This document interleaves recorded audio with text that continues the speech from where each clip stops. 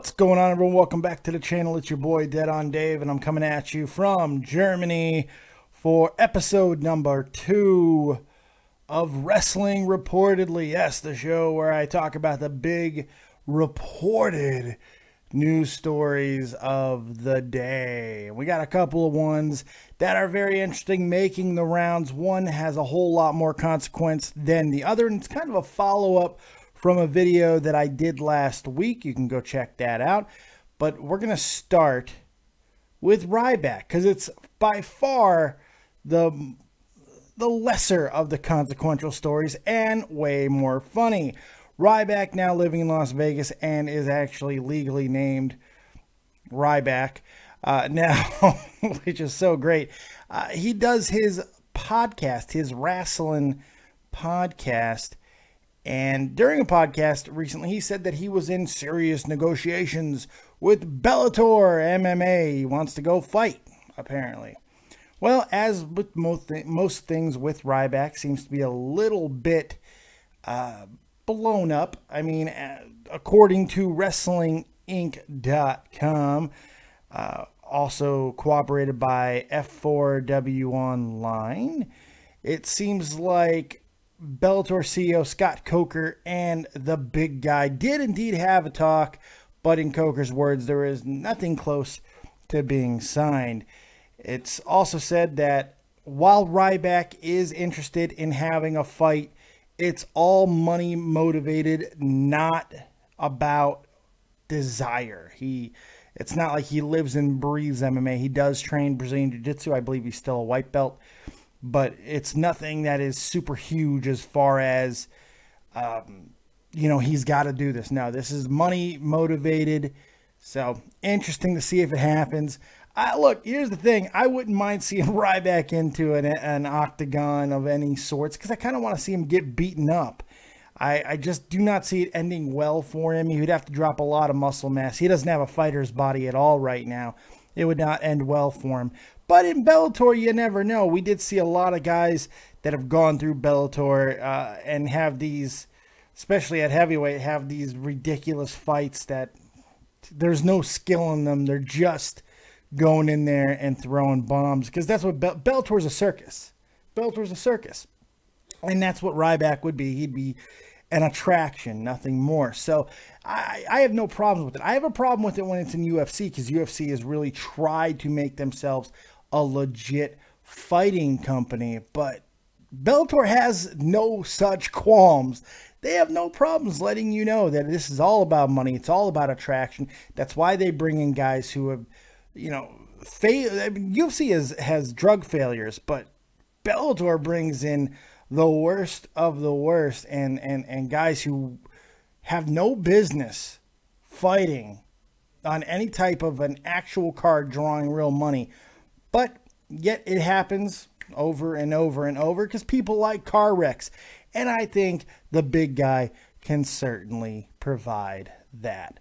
All right, now that's the first story I wanted to talk about. I'm sorry I don't have graphics today, like little interruptions here, but I'm not in a great way right now. I'm kind of messed up. My shoulder is jacked up, so but anyway, let's get back to the task at hand. The other big story that is making its rounds is once again about TNA, and this is also a follow-up. Actually, this is the follow-up that I alluded to earlier. The sale of TNA. Apparently, it's getting to the midnight hour. It's getting very, very serious. Now, this is, of course, Dave Meltzer stories, so go with a grain of salt. However, Dave Meltzer does tend to be right about these sort of things, and some of the language that I'm reading in other places leads me to believe there might be some actual credence to this story. Again, this is all just reported. It's all rumor. We don't know exactly where it's going to go, but this is interesting. I'm just going to kind of read off of what it's saying.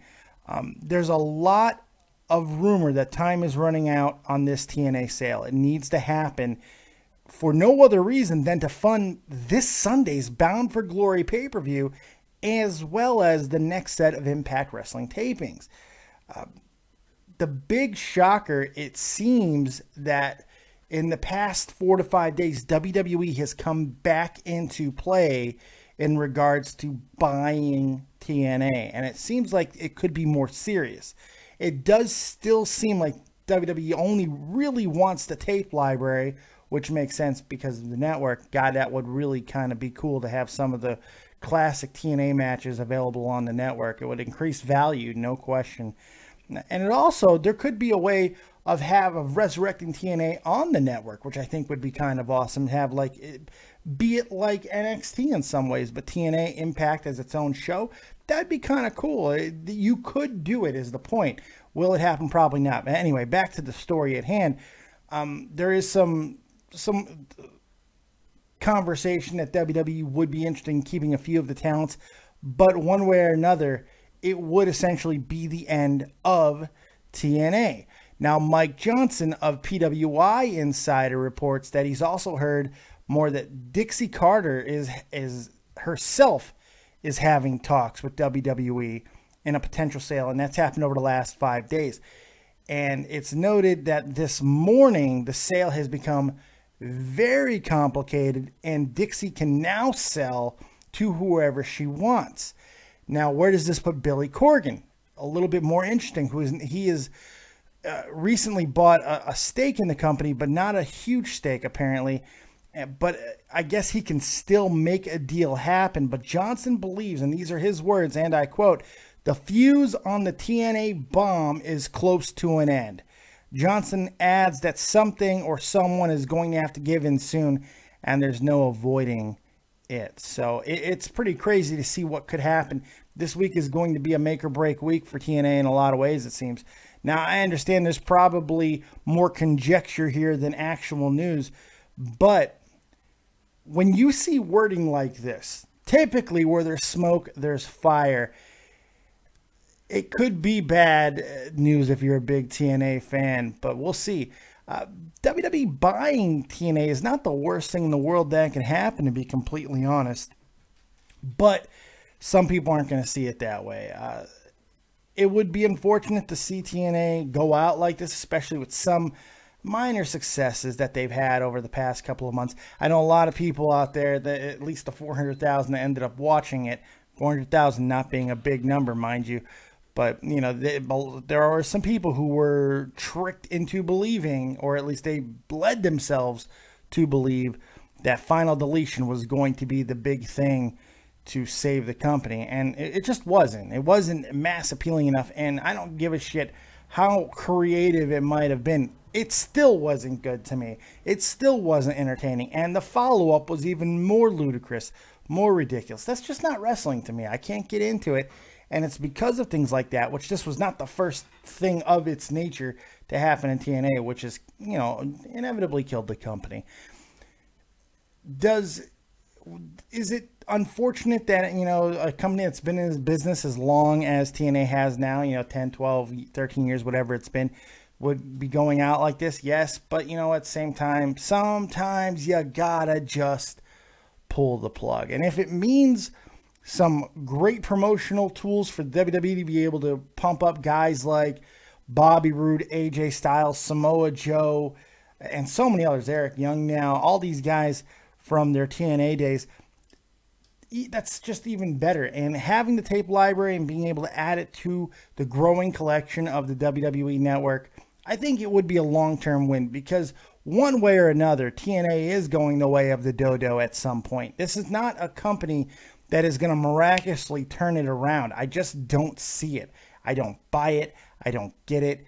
But it is what it is at this point. So what do you guys think? Do you think there's anything to these talks about TNA? Is WWE actually going to buy TNA? Is it going to happen? And is it going to happen in the next week? It seems like there could be some major developments. Again, not an expert, no idea, just offering my opinions on some of the rumors that are going around right now. Anyway, that's all I got, because I can't sit up anymore. I'm absolutely dying. I can't tell you for sure or not if I'm going to be doing SmackDown review tonight. Didn't do Raw last night for other reasons, but just in this unbelievable stretch of shit that is befalling me at the moment, it's just one thing after another, and now it's my friggin' shoulder, and I just shrugged and it really hurt. Anyways, so I'm not sure if I'll be doing SmackDown Live tonight. Probably not if I had to guess. But I'm trying to rest up. There will be a Nerd and the Jerk this week. I'll do some more wrestling reportedlies or things like that if more news happens. And if the sale of TNA does actually happen in the next few days, believe me, I will be talking about it, and I'll probably go live.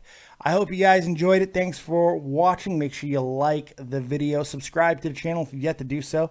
And all that good stuff. You want to become my patron on Patreon, right in the description box below. You can find a link for that. Go ahead and become a patron. Woohoo! You could also get all kinds of great gear. Dead on Dave merch over at the Dead on Dave store. www.deadondave.spreadshirt.com. See, it's right there. Go check it out. Winter is coming, and we got all kinds of great hoodies and stuff there for you to buy. Also, follow me on Twitter at DeadOnDaveV. We're trying to get to 5,000 so we can get on ProWrestlingTees.com. Thank you guys very much. We'll see you next time. Like, subscribe, and share. And as always, if you don't have talent, have talented friends. We'll see you next time. Keep it copious, folks. Pray for my shoulder, and peace.